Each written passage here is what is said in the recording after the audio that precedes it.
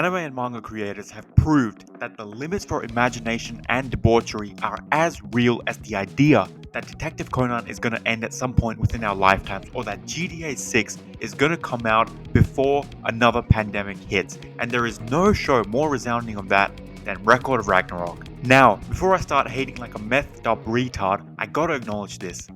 The premise is fucking cracked. The gods have gathered together after 1,000 years and have decided that humanity bought too many Big Macs, made too little waifus, and found a successful niche in the anime market for illicit family to friendly relationships. But enough about my life. So the gods are like, fuck humans, we'll destroy them all. And this bitch goes, no, save them. And to show their mercy, they test mankind by hosting a 1v1 battle to the death tournament with 13 gods versus 13 humans, and 7 wins equals humanity is spared to waddle around a little bit longer. So the whole anime is basically a tournament arc between gods and humans. And after seeing so many tournament arcs, you'd think I got my fill of it, right? Oh my god, this is incredible. We have Thor, we have Zeus, we have the father of all mankind, Adam, we have Jack the fucking Ripper, Greek gods, Eastern gods, Western gods, serial killers. This is Baki on supernatural steroids. Never thought I'd say that one in real life. If the power of imagination can help you walk across water, then why can't it help you beat the god of sea, Poseidon himself? We're going to Valhalla with this one, boys, so strap in, do the Ultra PP training, and get ready for, wait, what the fuck? Whoa, what? What the fuck is going on? We're all thinking it, so I'm just gonna say it. This bitch is stacked taller than the Himalayas, but also, who made this fucking animation? They spent all their budget on Brunhilde's tits, and when they got to the actual fight season, they went, you know what? I'm sure they won't even notice, right? It's just a tournament anime, not like the whole show is riding on creativity and animation, right? So that's enough out of me. Bruh, this is the kind of animation we would use in our 4th grade anti-bullying video where we accidentally shit on the victim. What I hate more than anything is that it didn't have to be like this at all, and all the manga readers were proved right. The manga really is better because they did something called investing time and effort into making each panel. I mean, look at this shit and then feast your eyes onto this nonsense. Look, I don't want to be a hater. Okay, I don't only want to be a hater, but can you honestly look at this and say it's your best work? When we have Demon Slayer constantly raising the bar every season, and the rest of the shows have to keep up, or at least try to, otherwise you're going to end up in the hell of the anime list called the mid category. It is sometimes better to have an anime that is so shit it's actually funny than to have one that could have been great but it's just meh. I mean, that's why it's rated 6 point something on my anime list, but what's depressing isn't the number.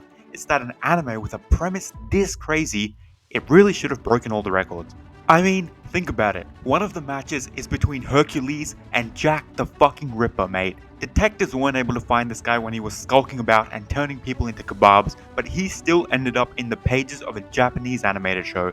God, I love us so much. An added layer of insanity with a touch of genius is the backstories of all of these characters. I kid you not when I say this, they made us feel bad for old Jack. Really, one of the most notorious and dangerous serial killers in human history was made up Pookie Bear. It's so retarded that it's actually fucking interesting. Obviously, this is a TV show, so no one actually feels bad for the real serial killer, for any noob that's thinking that, but there are lots of turns we take into Strangeland with anime and manga that turn out to be fucking just Octopus Man, really? But some turn out to be straight up bussing. Some people considered the weird and unique backstories of the characters just a little too far-fetched, and look, I get it.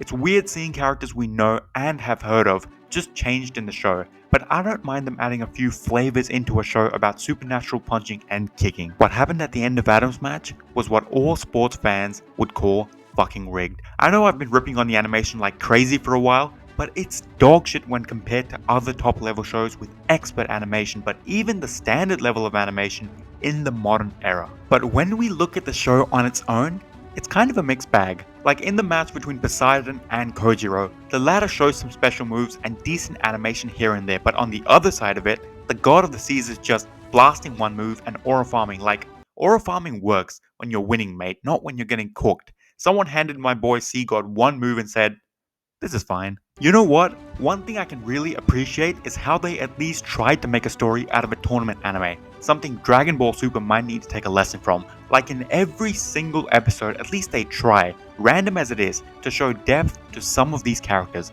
Poseidon might not exactly be Anime McGregor, but his relationship with Zeus and past is at least as controversial as the former's recent antics. I mean, see homie didn't send dumb dick pics to anyone, but I can see what they tried to do. Hercules is the perfect antidote to Jack the Ripper. I don't see Zeus bothering to show the maniacal, sad anti-hero Butcher any sympathy, which made me realize, hey, maybe not all of these matchups are completely random. They can all add to the story in some way, but again, the credit for all of that goes to the original manga. What did animating these crazy drawn scenes do for the story except decrease its quality? You know, I always appreciate animes that try to fit short stories into each episode, but maybe taking 100 episodes to get through a nonsense monologue that may or may not be interesting, rather than just focusing on extraordinary animation, might not be the way to top the anime charts. Kojiro, knowing all of this, I pulled up the second season assuming it would be the same shit, and once again,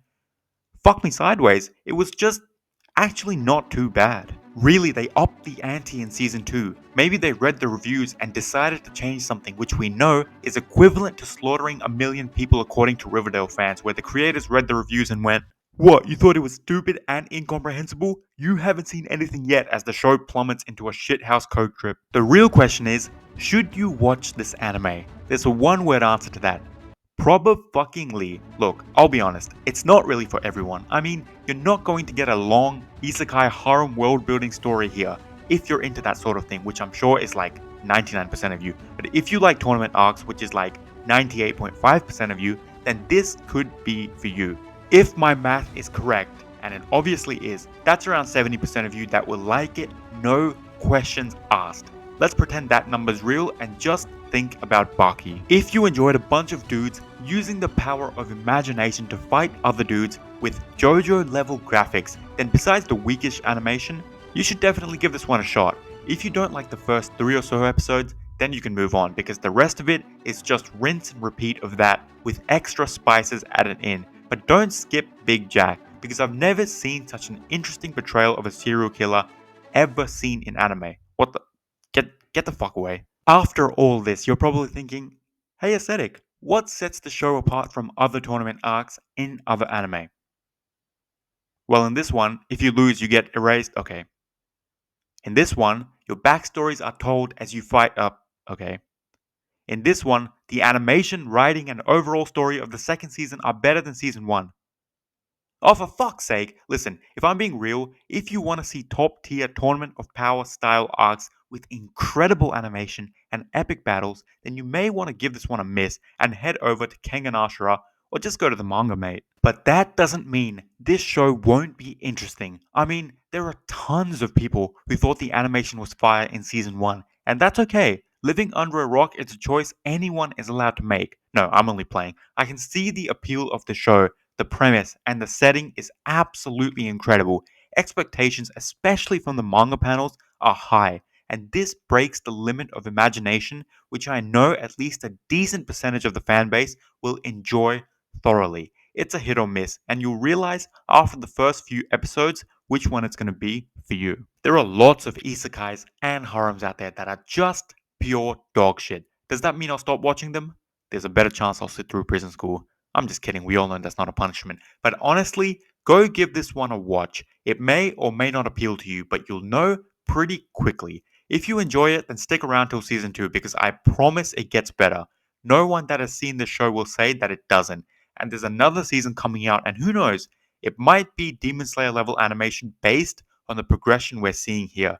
And I just want to say, the Buddha in action gives me more Giga Chad vibes than anyone in the entire superpowered universe. Also thought I would never say that in my whole life. But either way, it can't get any worse. And if it does, then we'll enjoy an entirely different kind of story. Till next time.